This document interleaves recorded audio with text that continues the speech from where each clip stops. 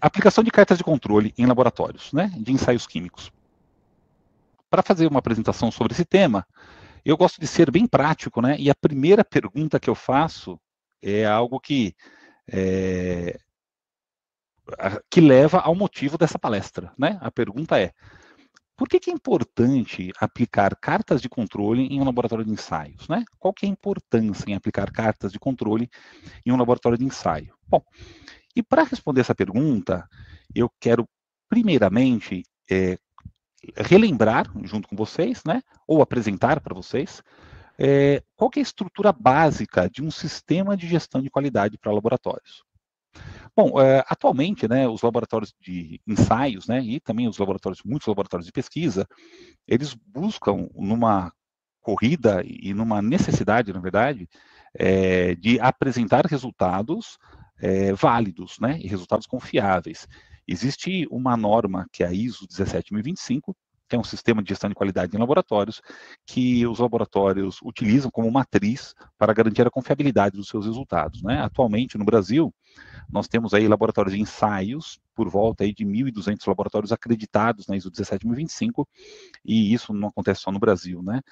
No mundo todo, a ISO 17025 acaba sendo uma referência e muitas vezes uma obrigatoriedade para alguns laboratórios que prestam serviços em algumas áreas específicas. Aqui no Brasil, por exemplo, para análises ambientais, análise de alimentos, né, a ISO 17025 é uma obrigatoriedade. Bom, então, sendo a ISO 17025, né, ou um sistema de gestão de qualidade importante para um laboratório em busca da garantia da confiabilidade de um resultado, uma grande pergunta é: o que é um sistema de gestão de qualidade? Muitas vezes nós estamos inseridos dentro de um sistema, mas ele é tão cheio de procedimentos, formulários e registros, que muitas vezes nós não conseguimos enxergar de uma maneira macro o funcionamento desse sistema. E de uma maneira bem rápida, em apenas um único slide, eu queria apresentar para vocês qual é a estrutura básica de um sistema de gestão de qualidade que pode ser aplicado, e é aplicado, né, em qualquer laboratório, seja de prestação de serviço, seja de pesquisa básica, ou seja de pesquisa aplicada. Bom,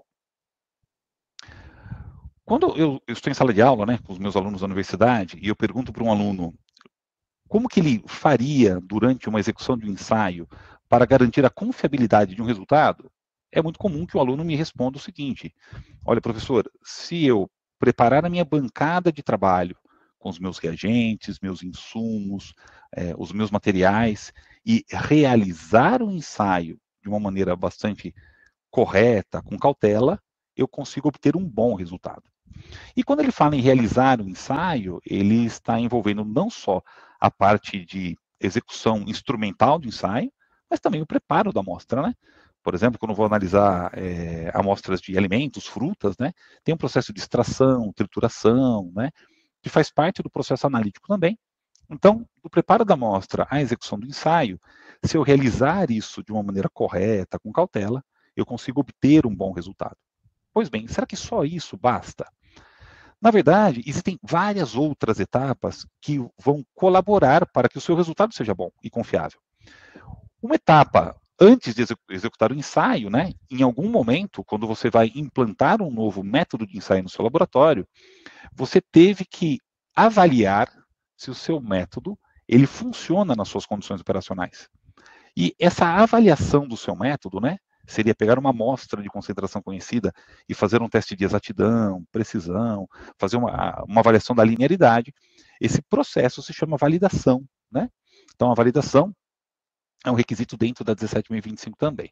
Então, não adianta só executar o ensaio, mas eu tenho que executar o ensaio utilizando um método que eu entenda que ele funcione nas minhas condições operacionais. Então, eu tenho que ter um método validado. Ah, Igor, mas eu utilizo um método normalizado. Não tem problema, você tem que verificar o desempenho deste método normalizado para avaliar se ele funciona. Mas será que só isso? Utilizei um método validado e executei o ensaio. O que mais eu preciso? Aí vem outras etapas do seu processo que também são importantes. Por exemplo, aonde a sua amostra estava armazenada? Ah, Igor, a minha amostra eu armazenei no refrigerador. Pois bem, existe um guia de métodos para análise de potabilidade de água, que é o Standard Methods for the Examination of Water and Wastewater, que estabelece lá no seu requisito 1060 que você deve armazenar uma amostra de água numa temperatura inferior a 6 graus. Porque se ela tiver uma temperatura inferior a 6 graus, e não pode congelar, né?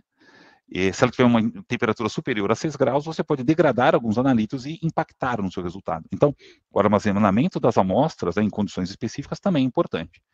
Mas antes disso, quando a amostra chega no laboratório, eu tenho alguém que recebe essa amostra, né? Então, é importante que a pessoa avalie se a amostra está em condição de ser analisada e identifique corretamente a sua amostra. Ah, mas Igor, isso não faz parte da etapa analítica. Também faz. Porque se a pessoa que recebe a sua amostra identificar incorretamente ou trocar a etiqueta de uma amostra, você vai obter um resultado errado por causa de uma identificação. Antes do recebimento, transporte da amostra. Como que ela é transportada, né? Se você não transportar em condições adequadas, você pode degradar os seus analíticos durante o transporte. E aí vem uma etapa anterior a tudo isso, a amostragem. Como que você executa a amostragem? Em muitos casos, a amostragem ela pode impactar também no seu resultado. Ah, eu vou coletar uma água de um rio. Como que eu coleto? Um copinho de plástico na margem de um rio? Será que é correto? Não, eu tenho que utilizar um balde de aço inox de uma liga austenítica, que ele não oxida, para coletar uma amostra que não tem contaminação. Mas de onde eu vou contaminar? Da margem do rio? Do meio do rio? Em qual profundidade? Tem técnicas e maneiras diferentes, dependendo do que você quer representar naquele resultado, você vai coletar amostras de maneiras diferentes. Então, o processo de amostragem é também extremamente importante. E antes disso tudo, lá em cima, o primeiro tópico, análise crítica de contrato, né? E aí vocês pensam, não, Igor, essa é uma etapa burocrática e isso não entra dentro da confiabilidade de um resultado. Pois bem, também entra, e é extremamente importante. Um dos grandes nomes da área da qualidade, que a gente chama de um dos grandes gurus da área da qualidade, se chama Juran, e o Juran tinha uma definição da qualidade que é muito legal, e ela é válida até hoje, que ele dizia o seguinte: qualidade, capacidade de atender às necessidades e expectativas do meu cliente.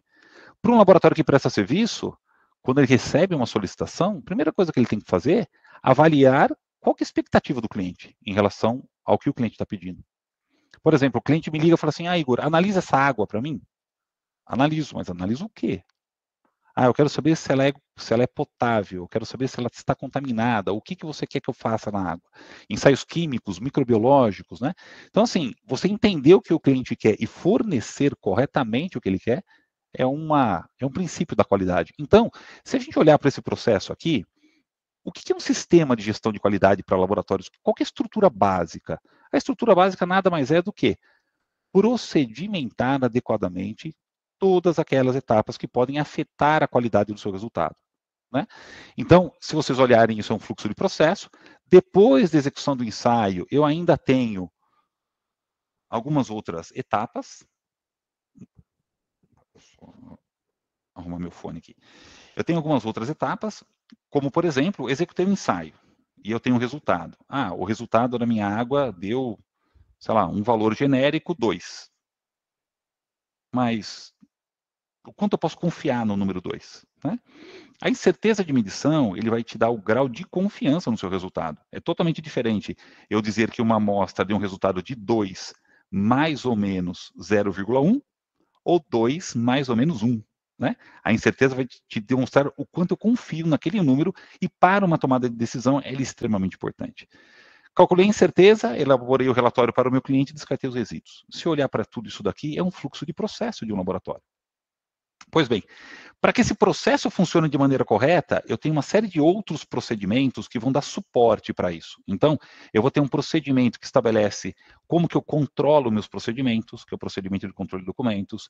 Eu vou gerar um monte de formulários e registros de resultados, então eu vou ter um procedimento para controlar os registros, procedimento de produtos e serviços providos externamente, que é a partir de aquisição, né, de insumos para o meu laboratório, garantir a qualificação profissional dos meus colaboradores, né? Procedimento para controle de equipamentos, calibração de equipamentos, né? Realizar auditorias internas, tomar ações corretivas ou avaliar os trabalhos não conforme, caso eu encontre desvios no meu processo, procedimento para atender reclamações, avaliar os riscos e fazer uma análise crítica. E no final de tudo isso ainda, eu tenho um procedimento, que é esse que eu vou falar muito com vocês, que é o procedimento de garantia da validade dos resultados. A 17025, um sistema de gestão de qualidade, procedimenta todo o seu processo, elabora formulários, e aí você tem uma rastreabilidade documental de tudo isso. E aí tem as ferramentas estatísticas, como a validação, a incerteza, mas no final das contas, a grande pergunta é, se eu levar uma amostra para um laboratório e pedir para o laboratório analisar, será que ele vai acertar o resultado? Ou seja, não seria legal fazer uma prova prática para o laboratório para verificar se ele acerta o resultado? E aí, essa prova prática eu chamo de garantia da validade dos resultados. Existe a garantia da validade, que é um interlaboratorial, que nós conhecemos como ensaio de proficiência, que é uma amostra cega que eu distribuo para vários laboratórios, mas tem aquele controle que eu faço, aquele controle onde eu vou me controlar, que é o intralaboratorial. Eu posso preparar uma amostra de concentração conhecida e eu vou me avaliar se eu consigo obter um resultado correto. Pois bem, para provar para vocês, né, que esses requisitos é a base da estrutura de um sistema de gestão de qualidade, eu queria mostrar brevemente para vocês, eu nem vou ler todos os requisitos, mas só mostrar para vocês que a 17025 apresenta inúmeros requisitos, né? O item 4, requisitos gerais, o 6, a parte de recursos, o 7, a parte de processos, e o 8 são requisitos da parte de gestão. Ou seja, aí nós temos perto de 30 requisitos diferentes que se aplicam a um laboratório, para aqueles laboratórios que querem, então, implementar a ISO 17025. Para provar para vocês que meu fluxograma é muito próximo da realidade, eu consigo pegar o mesmo fluxograma que eu acabei de apresentar para vocês e, em cima desse fluxograma, eu consigo mostrar todos os requisitos da ISO 17025. Então, pessoal, se um dia vocês quiserem mostrar para alguém, em um único slide, como que é a ISO 17025, fiquem à vontade de depois consultarem o nosso vídeo gravado do webinar, copiarem essa imagem. Quiserem fazer referência ao meu nome, ficarei feliz, né? Mas se não quiserem também, não tem problema. Mas é uma maneira de vocês divulgarem e apresentarem em um único slide o funcionamento do ISO 17025. E dentro de todos esses requisitos aqui, então, se a gente implementar todos esses requisitos, nós temos aí a ISO 17025 implementada. Eu vou destacar, então, 3 requisitos que eu, né, considero extremamente importantes e são requisitos que estão relacionados à parte da metrologia que eu vou discutir um pouco com vocês.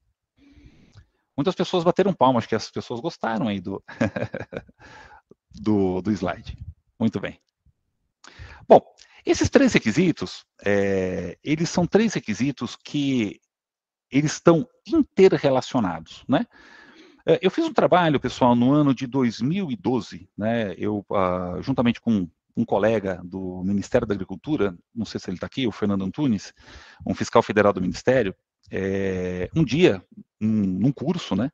Nós nos propusemos um desafio, e o desafio era o seguinte: se nós tivéssemos que auditar um laboratório em apenas 45 minutos, quais seriam os requisitos mais importantes de avaliar? E aí nós conversamos, uma primeira ideia foi, puxa vida, nós poderíamos auditar a 17025. Ah, mas a 17025 são muitos requisitos, eu não consigo fazer em 45 minutos. Tá bom, se eu tivesse que extrair da 17025, quais seriam os requisitos essenciais para mim avaliar em 45 minutos? E aí nós tivemos essa ideia do ciclo de qualidade analítica, né? A ideia é o seguinte, isso é a minha sugestão, né? É a minha maneira de pensar.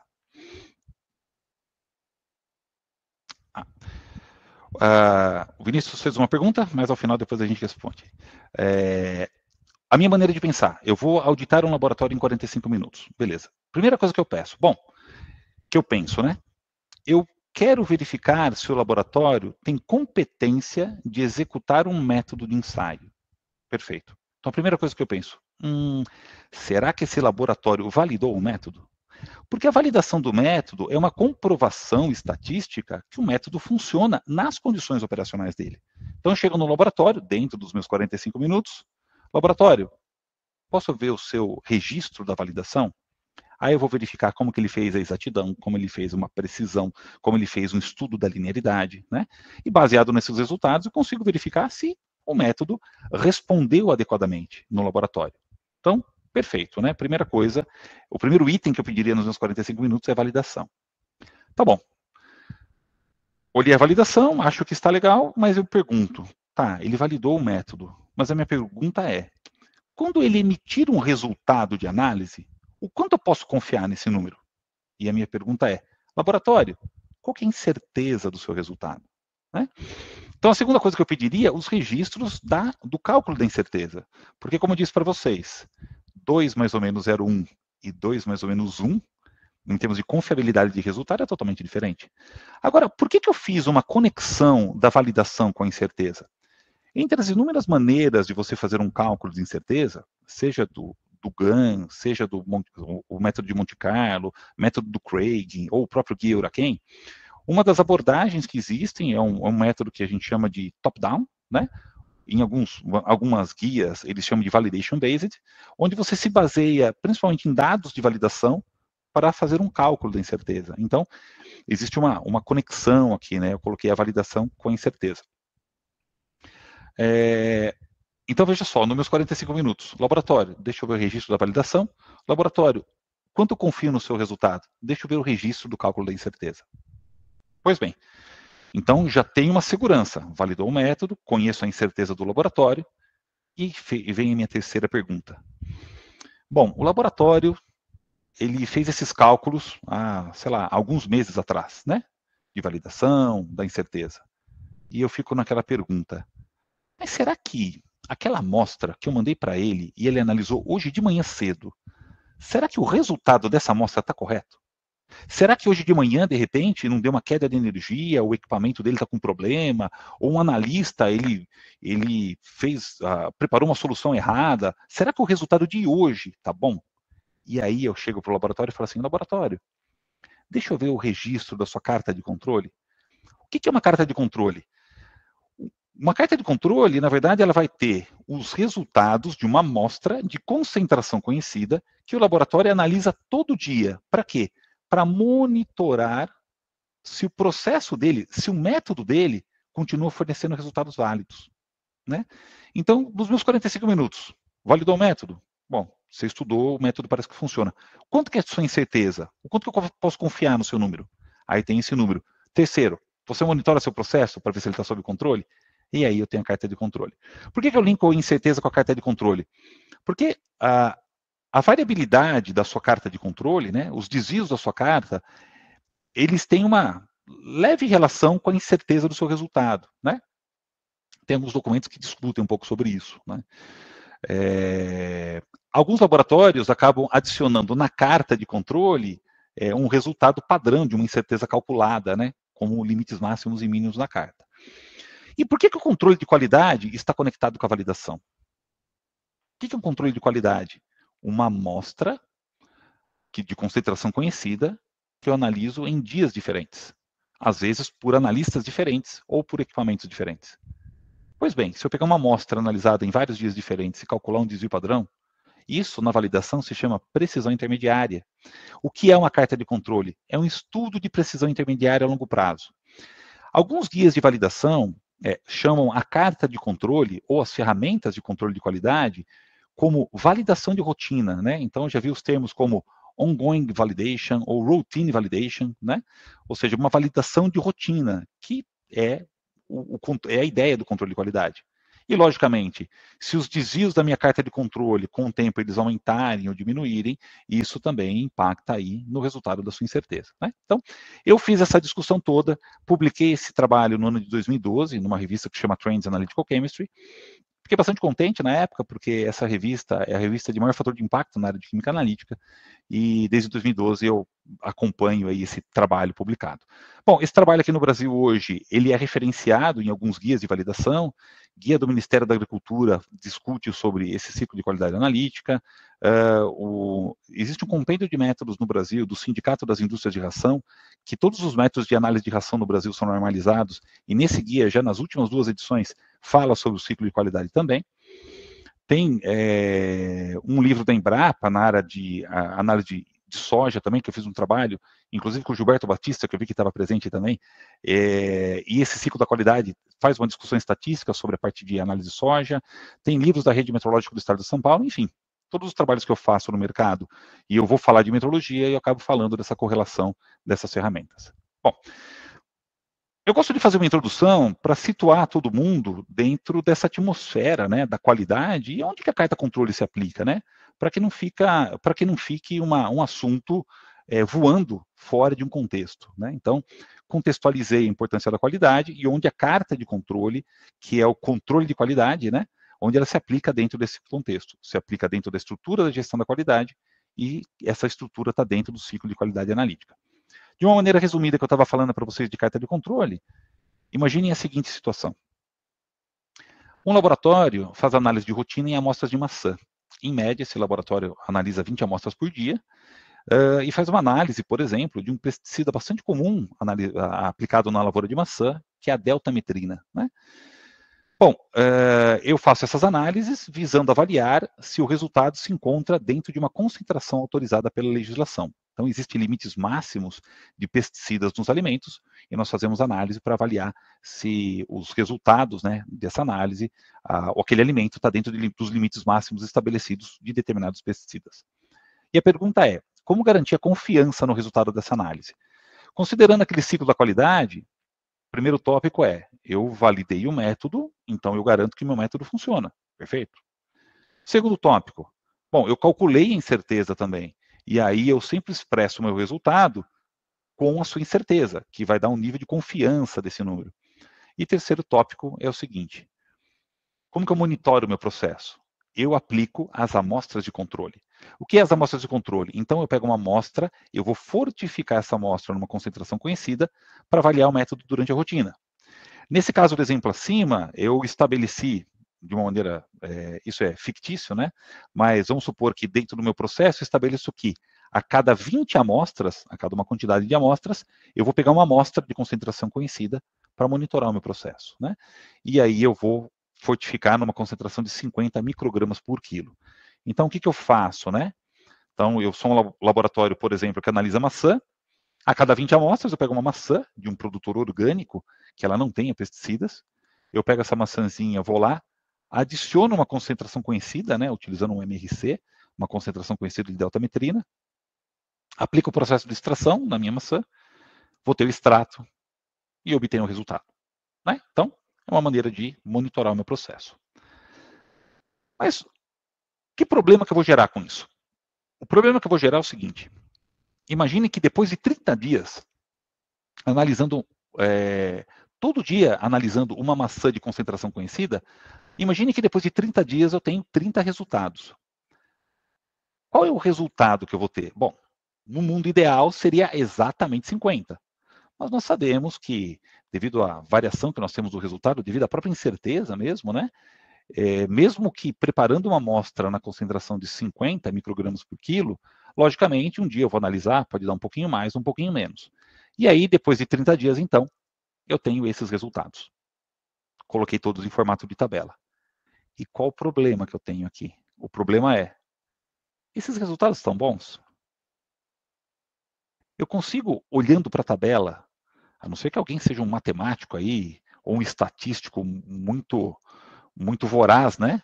E ele consiga identificar tendências desses resultados. Mas visualmente, olhando um conjunto de números, dá para avaliar a tendência, né? Eu consigo avaliar, por exemplo, se uma tendência dos resultados estão ficando bom, estão ficando ruim, se tem algum resultado que está acima do limite máximo, abaixo do limite mínimo. Não dá para avaliar. Só que existe uma ferramenta para fazer isso. E a ferramenta para avaliar um conjunto de resultados de controle de qualidade se chama carta de controle. É o que a gente vai conversar um pouquinho agora. Bom, a carta de controle, historicamente falando, na verdade, ela foi desenvolvida lá na década de 20, né? A pessoa que desenvolveu é o Shilhart, na verdade, muitos livros, né, que falam sobre carta de controle, eles apresentam o nome como cartas de Shilhart também, né, porque ele que desenvolveu as cartas lá no Bell Labs, e é uma das ferramentas integrantes da escola que a gente chama de controle estatístico de processo, né.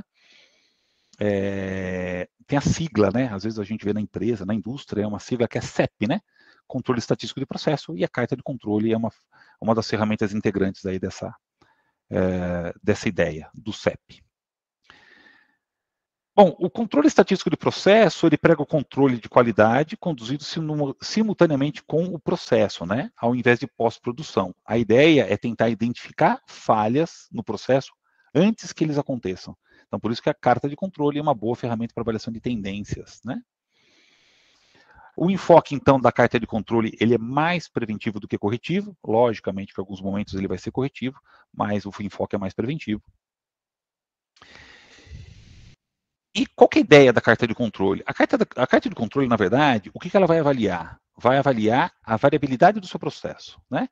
E é importante a gente saber que variações naturais de um processo são normais, né? Ou seja, um processo que varia não tem problema, desde que você saiba o como ele varia e o quanto ele varia, né?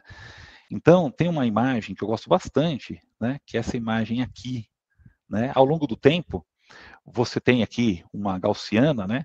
E eu só estou demonstrando o seguinte, que eu tenho um processo que ele tem uma variabilidade natural de um resultado, mas ao longo do tempo essa variabilidade é a mesma, ou seja, o processo está sob controle, tá? Então, o padrão normal, né, que é a distribuição normal, é um padrão de aleatoriedade mais comum para variáveis contínuas, né? Ela traz previsibilidade, tá bom? Então, assim, essa que é a ideia. Você não tem problema que o seu resultado varie, desde que você saiba o quanto ele varia. E a carta de controle vai te dar essa orientação. Bom, isso aqui é um processo variando naturalmente, tá? É um processo estável e um processo previsível.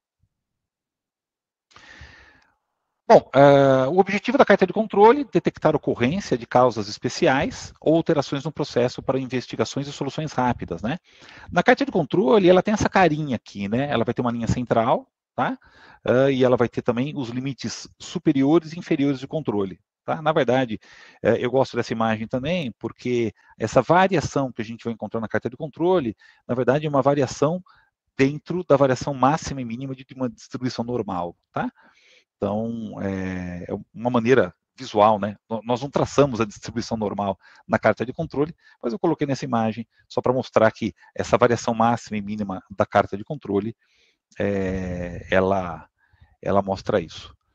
Alguém disse que não está vendo a imagem inferior aqui, ó, é um gráfico, né? Tem uma linha central, os limites máximos e mínimos, e a gaussiana, ela está em azul aqui, né? Acho que eu não fui claro de dizer que era a imagem aqui que está inferior ao slide. Ah, perfeito. Bom, posicionada a 3 desvios padrão da média, essa carta de controle, então, define intervalo com nível de confiança de 99,73%, né? Então, a gente sempre ouve falar isso, né? O que é uma carta de controle?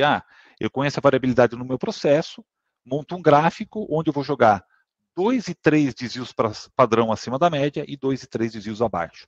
Eu já vou mostrar como que se monta isso, tá? Bom, essa área constitui uma área razoavelmente grande que evita alarmes falsos, né? Muito bem.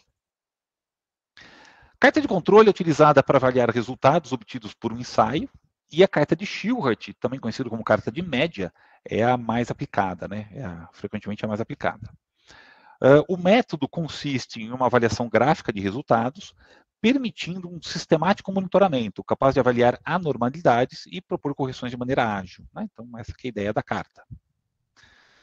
A sistemática de funcionamento de uma carta consiste numa avaliação gráfica de resultados máximos e mínimos, e os valores são adicionados considerando intervalos regulares, como dias, horas, etc. Eu já vou montar uma para vocês, né, e vai ficar mais fácil para vocês visualizarem. Bom,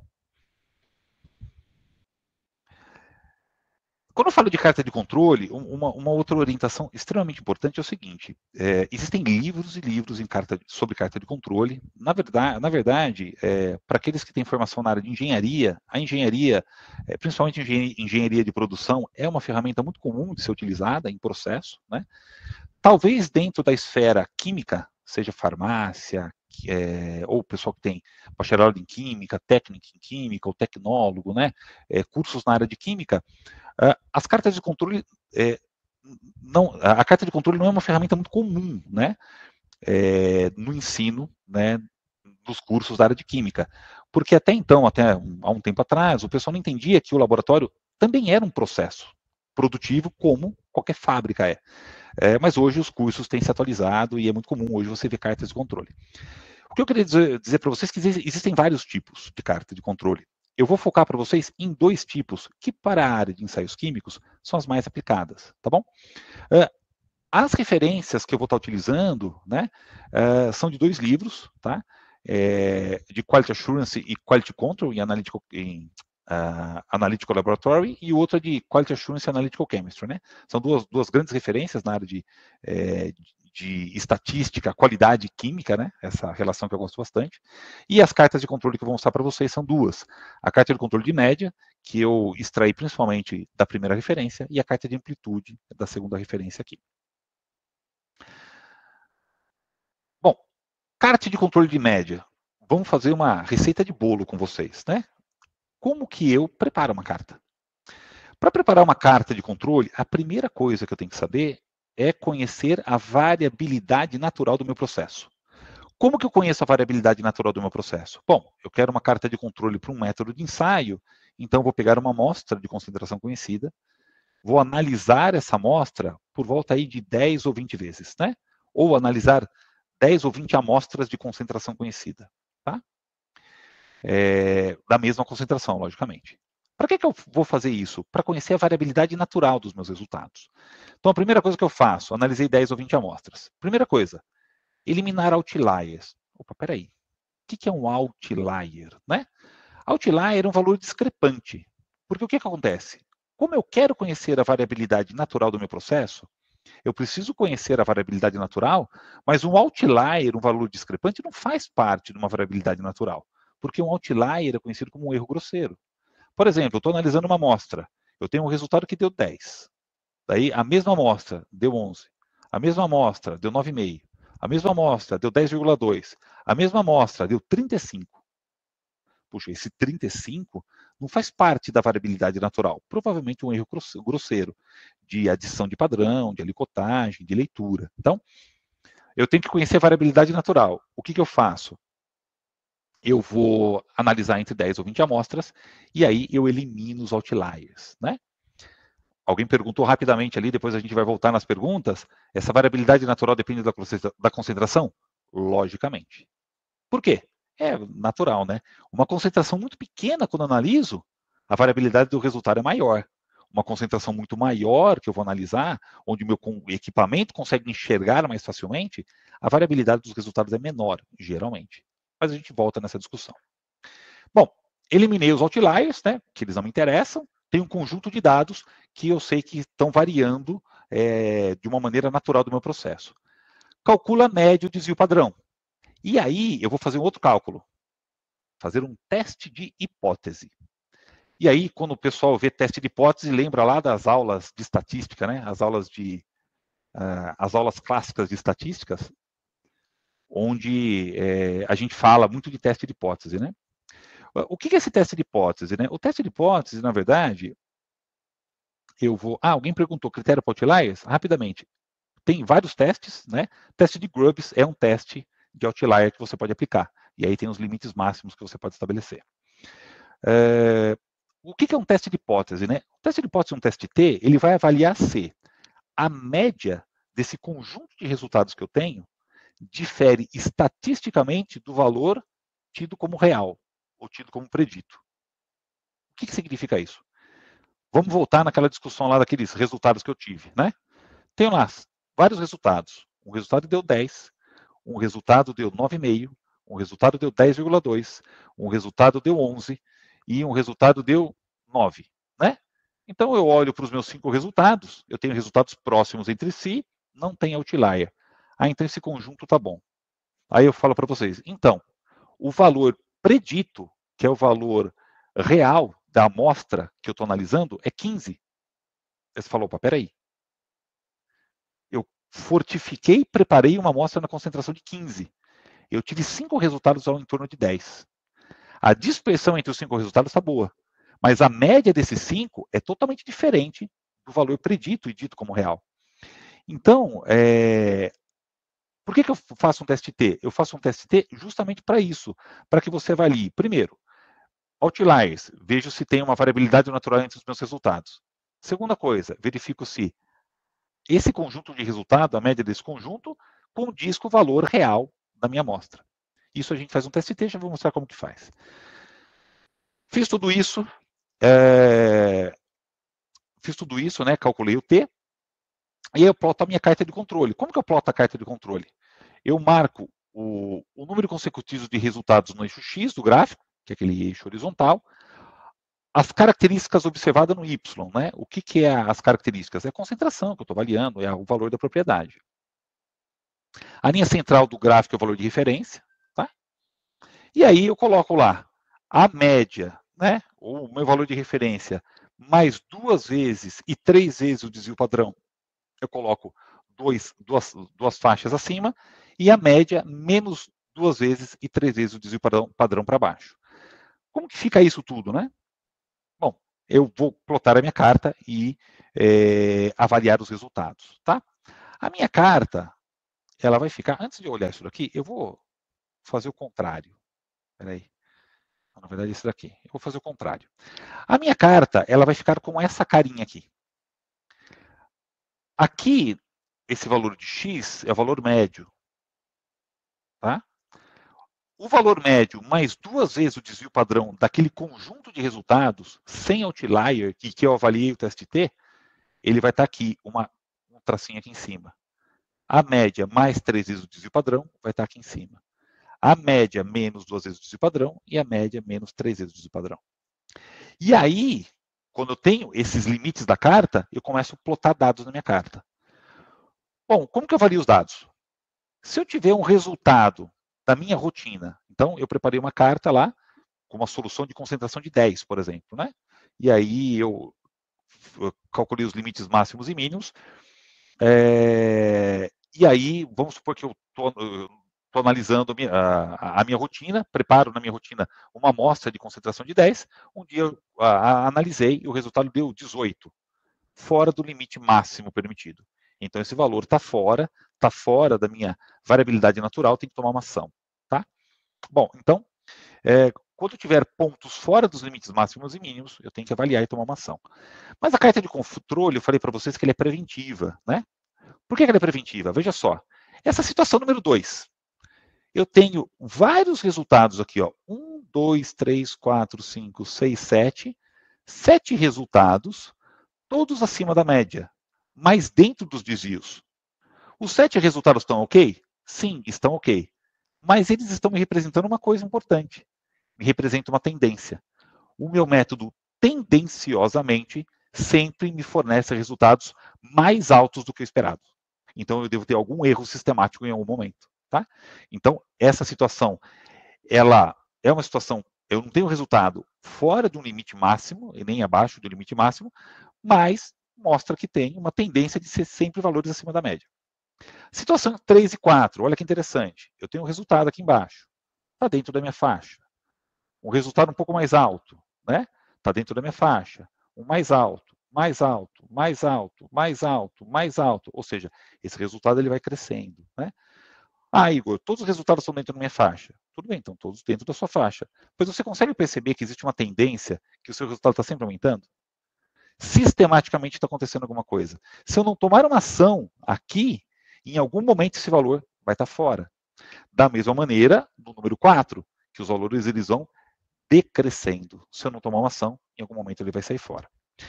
Existe uma série de ferramentas aí de avaliação de tendências, eu vou mostrar no slide anterior, que eu pulei, né, para vocês, algumas referências. Essas orientações, pessoal, inclusive está num guia de garantia de qualidade do Ministério da Agricultura, né? Eu acabei não colocando a referência aqui, eu esqueci. Mas também é da mesma referência dos livros, né? Da literatura que eu mostrei para vocês atrás. Por exemplo, quando eu tenho um resultado fora da faixa de aviso, né? Desculpa, dentro da faixa de aviso, ele vai estar aprovado. É dentro dos 3 desvios. Eu posso ter valores entre limite de ação e de aviso, mas não posso ter mais do que 2 em 20. Né? Qual que é ação e aviso? É esse cara aqui, ó. Entre 2 e 3 desvios padrão. Eu posso ter, mas não posso ter mais do que 2 em 20. Esses números, pessoal, na verdade, são definidos em diferentes guias, né? Então, existem documentos que definem esses valores. Existe uma orientação em alguns guias, mas às vezes você tem uma leve diferença, né? Um livro bastante conhecido, né, que tem uma referência para isso, que eu já falei dele hoje, que é o Standard Métodos para Análise de Água, que ele tem lá no capítulo acho que 1040 ou 1050, uma tabela que estabelece essas orientações. Bom, valores consecutivos criando uma tendência para cima ou para baixo, enfim, tem algumas outras tendências aí que vocês podem aplicar dependendo do guia, aplicar todas ou uma parte delas, dependendo do que vocês forem avaliar. Muito bem. Tem algumas outras situações que você pode encontrar, isso aqui no livro Quality Assurance Analytical Chemistry, né, tem algumas orientações, né? Por exemplo, eu tenho um laboratório que toda mudança de turno, né, os valores estão decrescendo, quando muda o turno eles começam a crescer. Muda o turno, eles começam a decrescer. Então tem alguma característica nos turnos, né, do laboratório que você tem aí uma mudança cíclica, né? Esse caso aqui, os valores tendenciosamente estão ficando cada vez mais altos, né? Então a média do meu resultado está ficando cada vez mais alta. Aqui uma tendência dos valores, eles ficando sempre cada vez mais acima da média, e nesse caso aqui, aumentando o desvio entre os resultados. Os resultados cada vez estão mais distantes entre si, né? Então, assim, são regras diferentes. Muito bem, vamos fazer um exemplo prático, né? Porque vocês veem tanta discussão, mas eu gosto de ser prático, né? Se vocês quiserem fazer uma carta agora, como que vocês fazem? Só acompanhar o que eu vou apresentar para vocês agora. Bom, imagine que eu tenho, então, um conjunto de resultados e eu vou utilizar esses resultados para conhecer a variabilidade natural do meu processo, tá bom? Aqui eu tenho 20 resultados, né? Peguei 20 dados, aqui eu tenho 30, né? Bom, eu vou pegar 20 resultados desse conjunto de dados aqui. Vou avaliar se tem outliers. Qual que é a equação para outliers? Teste de Grubbs. Eu vou pegar o valor suspeito menos a média desse conjunto de dados, dividido pelo desvio padrão. Vou calcular a média do desvio padrão, quando eu retirar todos os outliers, faço um teste T, né, para avaliar a diferença estatística insignificante entre o valor obtido e esperado. O teste T então, você vai pegar a média da amostra, menos o valor predito, dividido pelo desvio padrão, multiplicado por raiz de n. N é o número de medidas que eu tenho, né? Então, nesse caso aí, eu teria 20, né? Eu vou fazer vezes raiz de 20. Vamos mostrar os cálculos. Vocês podem até fazer e conferir depois, ó. 20 resultados, tá? Eu testei Grubbs para todos eles. Então, o que eu fiz? Eu calculei esse valor de G, e aí tem uma tabela de Grubbs, né, que você encontra na internet, na literatura, etc., e você compara o valor calculado com o tabelado. Se o calculado é menor do que o tabelado, beleza, não é outlier. Se o calculado é maior do que o tabelado, é um outlier, eu elimino esse cara, tá bom? Fiz o teste com os 20 números, né? E aí eu mostro aqui que então eu não tenho nenhum outlier. Legal. Fiz o teste T, valor predito. Eu fortifiquei a minha amostra na concentração de 50. A média dos 20 deu 49. O desvio padrão dos 20 é 3. Aqui o Grubbs, né, o tabelado que eu tinha feito aqui. O T tabelado, então, para um grau de liberdade, N-1 que é 19. T tabelado é 2. Calculado é 1,35. Ou seja, calculado menor do que o tabelado, beleza. A minha média não difere estatisticamente do meu valor predito. Então, olha que legal. Conjunto de dados sem outliers, tem uma média que não difere do valor predito, agora eu vou fazer minha carta. Simples assim. Carta de controle, né? Como que eu fiz a minha carta? Coloquei os 50 como valor, né, o valor predito, 50 mais 2 vezes o desvio padrão para cima, 50 menos 2 vezes o desvio padrão para baixo, e 50 mais 3 vezes o desvio para cima, 50 menos 3 vezes o desvio padrão para baixo. E aí, vamos supor aí que eu montei essa carta, e vamos supor agora que a partir do momento que eu tive minha carta, eu comecei todo dia a pegar uma amostra, fortificar na concentração de 50 e analisar essa amostra. Essa amostra um dia deu 45, um dia deu 51, um dia deu 47, 2 dias seguidos deu 50, um dia deu perto de 45, e assim eu vou colocando num gráfico de controle. Eixo Y, concentração, eixo X, número de dias, que cada dia eu fazia uma amostra de controle, e aí eu olho esse conjunto de resultados.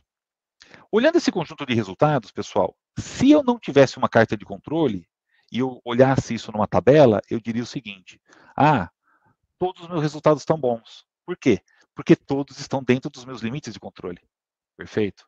Só que jogando numa carta de controle, eu consigo ver coisas muito melhores, principalmente as tendências.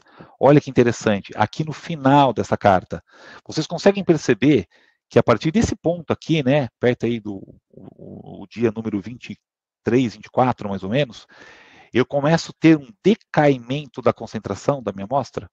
Analisei um dia, deu 55, um dia vai dar 54, 53, 50, e aí ele vai caindo. Então, assim, veja só, tem uma tendência. Se eu não tomar uma ação aqui embaixo, o que vai acontecer? Em algum momento, o resultado vai ser fora. Então, qual que é a ideia da carta de controle? Enfoque preventivo. Então, eu utilizo a carta de controle como prevenção. Identifiquei uma tendência? Opa, tem alguma coisa acontecendo aqui. Vou lá no meu processo avaliar. O que está acontecendo? Tem que fazer uma limpeza no meu equipamento, trocar uma solução, treinar um analista, calibrar um equipamento. O que está acontecendo? Eu tenho que quebrar essa tendência, porque se eu não finalizar essa tendência, em algum momento eu vou ter um resultado fora. Bom, e assim eu fiz com vocês, né? Vocês podem depois reassistir o vídeo, né? Se gostaram, e vocês podem tentar fazer uma carta de controle no Excel aí facilmente, aí, olhando aí os exemplos de cálculo, tá bom? O pessoal da Mercolade deu as palmas para mim, obrigado aí, obrigado Marta, valeu. Eu gosto dos aplausos, né? Você empolga o palestrante. Valeu, gente, muito obrigado. Gilberto, eu vi que você levantou a mão. As perguntas no final. Eu vou agora falar da carta R, de amplitude agora, tá bom? Daqui a pouco a gente deixa você falar também.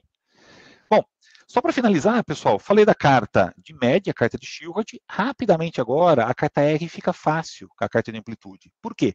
Porque é exatamente a mesma coisa. Só que em vez de você usar o valor médio, eu vou utilizar a diferença entre dois resultados, tá bom? Bom, como que eu faço uma carta de amplitude? Eu analiso 10 ou 20 amostras, igual carta de média. Só que dessa vez, cada amostra eu vou analisar em duplicata. Olha que interessante. E aí, eu tenho que considerar aí que, em alguns casos, né, a amplitude relativa não é diretamente proporcional à concentração da amostra, né? Então, assim, o problema da carta de amplitude é que... Quem abriu o áudio, pessoal? Está dando uma microfonia, obrigado. O problema da carta de amplitude é que quando você vai utilizar diferentes amostras, se elas tiverem concentrações muito distantes, né, você pode ter um problema no cálculo. Então, quando eu vou fazer uma carta de amplitude, você tem que sempre considerar em fazer uma carta em concentrações diferentes. Talvez a mesma ideia que na média, né, que a gente falou isso também.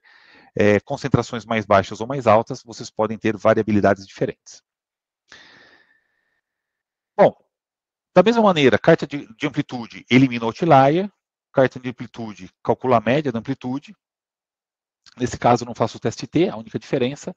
E aí eu vou jogar os valores dos resultados no eixo X e as características no eixo Y também, tá bom?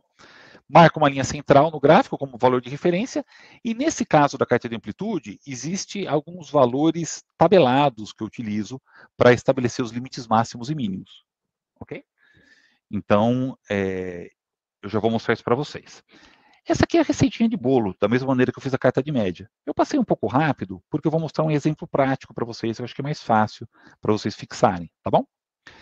Bom, a carta de amplitude, né, ela também tem uma avaliação de tendência, né, da mesma maneira que a carta de média. Geralmente a literatura traz uma discussão menor aí para a carta de amplitude em relação a tendências. Mas eu quero mostrar para vocês, então, a aplicação prática disso. Bom, vamos considerar que naquele exemplo anterior da carta de média, eu fiz todas as análises em duplicata. Beleza. Então, olha só que legal. Eu vou ter, então, eu vou ter para cada amostra, eu tenho 2 resultados, né? Então, eu peguei uma amostra, analisei 2 vezes, deu 45, 46. Peguei uma outra amostra fortificada em 50, analisei 2 vezes, deu 51 e 50. Peguei uma outra amostra fortificada em 50, tive mais 2 resultados, 47 e 49. Então, ou seja, eu tive vários resultados, todos analisados em duplicata. E aqui eu coloquei o valor médio, a média da duplicata aqui. Bom, o que é o R de amplitude, né? O R, na verdade, ele é a diferença entre uma e outra replicata, tá? Como cada resultado tem uma média diferente, eu faço uma ponderação pela média, né? Então, como que eu calculo esse R? Eu pego a replicata. Então, deixa eu voltar, para ficar mais fácil. Peguei minha amostra, fortifiquei na concentração de 50, analisei 2 vezes. Primeiro resultado, deu 45. Segundo resultado, deu 46. Beleza, como que eu calculo? Eu vou calcular o resultado 1 menos o resultado 2, dividido pela média vezes 100. Eu estou avaliando a diferença percentual entre esses dois resultados. Tá? E é isso eu vou fazendo para todos os resultados. Então, olha só, o que a carta de média está fazendo? Ela vai avaliar se ao longo do tempo a dispersão entre essas duplicatas de resultados ela está aumentando ou reduzindo. Em outras palavras, a carta de amplitude seria uma carta que vai monitorar mais a sua precisão. E a carta de média, ela estaria avaliando mais a exatidão, né, a tendência, na verdade, aí do seu método. Bom,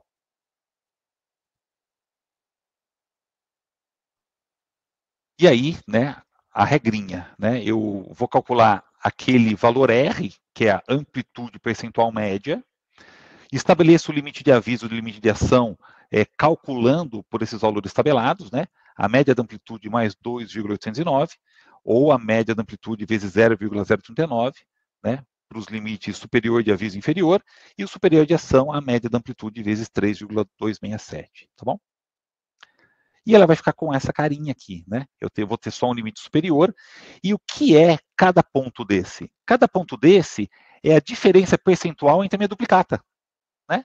Então, se em algum momento eu tiver um ponto fora desse limite de aviso, significa que a minha duplicata está dando uma dispersão muito grande entre elas. Ou seja, eu estou tendo algum problema na precisão dos meus resultados. Tá? Bom, e aqui o limite superior de ação. Então, aqui estão os limites da minha cartinha. Bom, rapidamente, pessoal, eu vou só finalizar agora mostrando para vocês algumas orientações adicionais do Standard Methods que eu falei, porque a área de análise de água é uma área bastante extensa no mercado, bastante vasta no mercado. Esse é um guia, é uma referência, aí, é um guia que tem mais de 100 anos, né? Já está na 24ª edição, e ele tem um capítulo sobre controle de qualidade que é bem interessante, que traz algumas orientações legais sobre carta de controle também. Eu achei legal compartilhar com vocês, tá bom? Além dos 2 livros de estatística para química analítica que eu apresentei anteriormente. No Standard Methods, né, o capítulo 1020b é um capítulo que trata sobre cartas de controle. Ele fala, dá umas definições sobre carta de controle, né? A carta de média, então, ele vai medir mais o bias, né? Enquanto que a carta de amplitude vai medir a precisão. As maneiras de cálculos, exatamente essas que eu apresentei para vocês. Mas tem umas informações interessantes que eu queria discutir com vocês, né? Bom, os cálculos lá, no caso da carta de controle de média, né, ela é calculada com, você calcula a média, mais 2 e 3 desvios padrão para estabelecer os limites. O que é interessante que eu vi no Standard Methods que eu quis trazer para vocês? Geralmente na literatura a gente encontra que para você conhecer a variabilidade natural de um processo, você precisaria entre 10 ou 20 amostras, tá? Não tem um número certo. O Standard Methods, ele pede 7. É uma orientação dele, né? Então, eu só queria mostrar para vocês que alguns guias apresentam algumas orientações diferentes. Os valores podem ser apresentados como valor de concentração ou como porcentagem de recuperação, tá? Tem muita gente que aplica na carta a variação de acordo com a porcentagem de recuperação também. Outra coisa interessante que está no Standard Methods que eu quis trazer para vocês, que nesses outros livros não tinha. O pessoal me pergunta, Igor, de quanto em quanto tempo eu recalculo uma carta? 10, 20, 30, 40, 50 resultados? O Standard Methods, ele faz uma orientação que você tem que recalcular os limites da sua carta quando ela estiver entre 20 e 50 resultados. Na prática, na verdade, a gente acaba recalculando quando você vê alguma tendência, né? Quando você vê um aumento de desvio ou uma melhora no processo, né? Onde você acha necessário recalcular os limites máximos e mínimos, tá bom? Mas o standard fala entre 10, 20 e 50 resultados. No caso de carta de precisão, né? Ela trabalha então com as duplicatas de análise, né? Os cálculos, né, são bem parecidos com esse que eu mostrei para vocês, do livro, né, onde eu obtive aquelas informações. Às vezes, pessoal, alguns fatores alteram um pouquinho, dependendo da fonte de informação que ele obteve. O resultado não é muito diferente, tá bom? Então, essa daqui é a orientação de standard. A carta de amplitude, né? A amplitude, ela fala que pode ser expressa em função de coeficiente de variação também, né? E aí aqui tem, no caso do Standard Methods, ele estabelece algumas regras de avaliação de tendência, né? Que é parecido com aquelas que eu mostrei para vocês, né? Valores fora dos 3 desvios padrão, 3 ou 4 valores consecutivos entre 2 e 3 desvios padrão, 4 ou 5 sucessivos acima de um desvio padrão, ou 8 sucessivos acima da média, tá? Então, são maneiras de você avaliar a tendência. Se acontecer alguma dessas situações, o Standard Methods diz que você tem que investigar o que está acontecendo.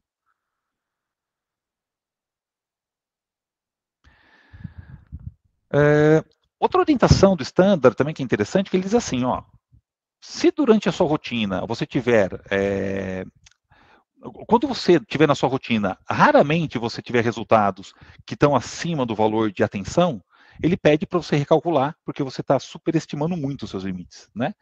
E aí ele te dá uma orientação de como recalcular a sua carta, porque às vezes as pessoas pensam, puxa, mas para mim recalcular, eu refazer os limites da minha carta, eu tenho que analisar novas amostras? Não. O próprio standard, ele orienta você a utilizar os últimos valores, os 10 ou 20 últimos resultados da última carta de controle. Tá? Então você não precisa gerar mais valores. Você pega os últimos resultados da carta de controle e aí você acaba gerando.